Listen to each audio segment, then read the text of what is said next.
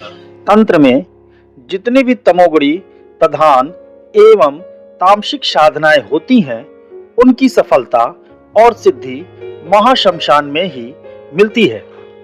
तांत्रिक दृष्टि से महाश्मशान स्वयं अपने आप में दिव्य और परम पवित्र स्थान है। अब प्रश्न यह उठता है कि महाश्मशान कहते किसे हैं? तो महाश्मशान वो होता है जो शमशान तीर्थ स्थानों में होता है, अर्थात जैसे काशी में मणिकर्णिका घाट का शमशान और हरिश्चंद्र घाट का शमशान, अर्थात तीर्थ स्थानों के शमशान को ही महाश्मशान कहते हैं। महाश्मशान की अपनी कई विशेषताएं हैं। पहली विशेषता तो यह है कि महाश्मशान सूक्ष्म जगत में स्थित तमोगुणी राज्य से उसका सीधा संबंध रहता है। दूसरी विशेषता यह है कि गुह योनि की मानवेतर शक्ति संपन्न तमोगुणी आत्माएं वहां हमेशा विचरण किया करती हैं, अर्थात महाश्मशान में कई तरह की शक्तियां बराबर विचरण करती हैं।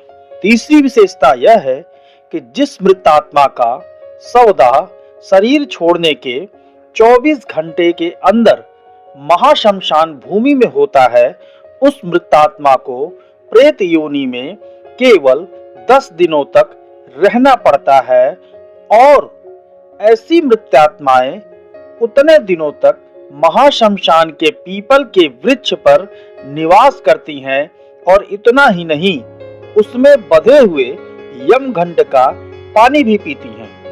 उस पानी के अलावा दूसरा पानी वह चाहकर भी नहीं पी सकती। शायद इसीलिए हमारे हिंदू धर्म में लोग अपने सगे संबंधियों को तीर्थ स्थानों के शमशान में ले जाकर उनका अंतिम संस्कार करते हैं, ताकि उन्हें प्रेत योनि में भटकना न पड़े और फिर पानी के लिए तड़पना न पड़े, प्यासे वो न रह जाएं।